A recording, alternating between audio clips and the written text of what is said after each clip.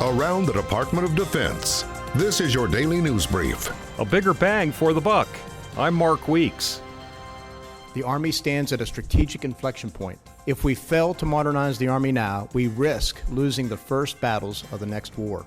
Army Secretary Mark Esper testified before members of Congress on the Army's budget request for fiscal year 2020, and he said the past 17 years of war have taken their toll on Army modernization, while Russia is actively modernizing its military. They are steadily upgrading their military capabilities.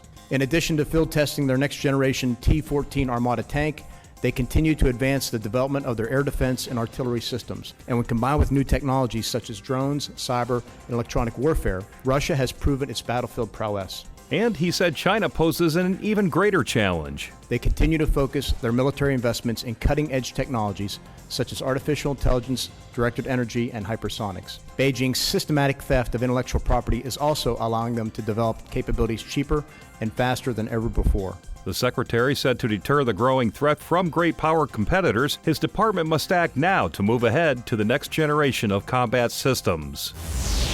U.S. soldiers joined Korean military units in the battle against one of South Korea's worst fires in years, burning northeast of Seoul. Military personnel worked together to gain control of the fire, and aircraft crews transported water from a nearby river to extinguish the flames. U.S. military officials in Korea say it's important to work with allies when real-world issues arise to demonstrate the ironclad alliance between the two countries.